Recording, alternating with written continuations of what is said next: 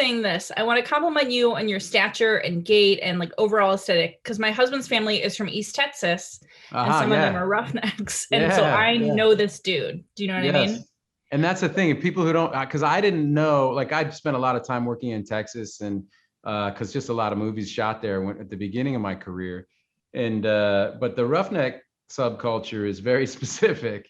And you know, when I first read the script, it mentioned that he was a roughneck, but obviously none of the movie takes place on an oil rig. And so I just thought all the dynamics really worked beautifully.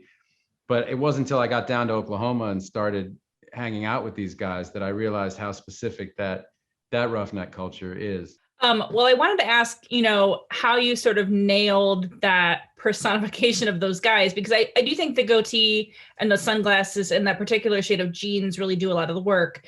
Yeah. But you also, once you put that all on, you can really how do you really take it there? Yeah, well, well, you're right. So the on the physical side, right? A lot of it is, those jeans with the fire retardant, like all that stuff we got just directly from them. Like our Karen, our wardrobe supervisor, spoke directly to them because it's specific. It's like, no, man, you don't put those on. You got to put these jeans on, these boots. It's like it's a uniform, right? There's safety issues. There's all this stuff, right? And then that look, the size of the guys, I noticed, like the build of the guys, not the young guys. The young guys kind of know about CrossFit. They tend to be a little more, the young guys look maybe a little more like Chris Hemsworth, but the guys my age all have that kind of they're strong. Like you have to be so strong to do that job. So they're really powerful, but they're beefy Oklahoma guys. You know what I mean? It's like a thing. It's like so the physicality of it was around watching them walk around, watching them move like they're on the front foot. They're like, and I started eating differently and lifting heavy weight if I worked out, just to try to bulk, you know what I mean? To try to, but to look strong. We really wanted, and Tom really wanted, the suggestion of violence right underneath the surface with Bill. Like there are a couple flashes of it you see in the movie, and you have to believe it. Starting with that scene with the lawyer where I grab the pen and I throw the pen across the room, and it's like, this scene could go in a different direction right now. And we really wanted that suggestion because that's a part of this guy. When you say eating differently, I assume you mean like all Sonic, like the order you placed in the movie, just like all. Well, I was in Marseille, but yeah. So that order, by the way, that's Kenny Baker, who our roughneck, who was our kind of main point of contact, was on set that day, and I was like, Kenny, what's your Sonic order?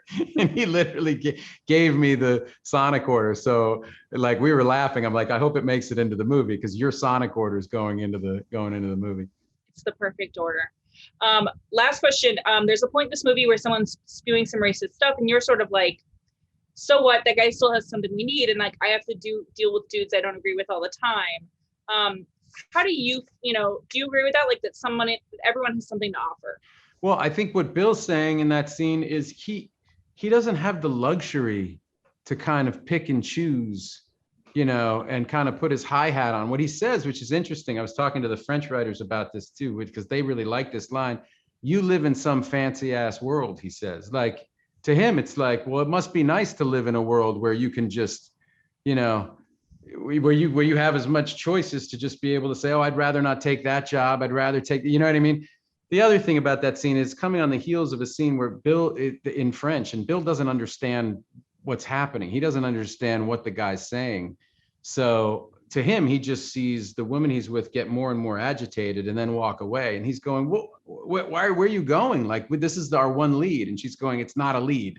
And he's like, but it is a lead. It's the one lead. And he doesn't understand what had actually transpired. And she says, well, he's racist. And he goes, all right, well, is that it? Like, it doesn't mean he's not a lead. And she's going, no, you're not understanding. Like, he's willing to put anyone in jail. And so it's that cultural, that's a scene where she accuses him of being an American, and he goes, good, I am.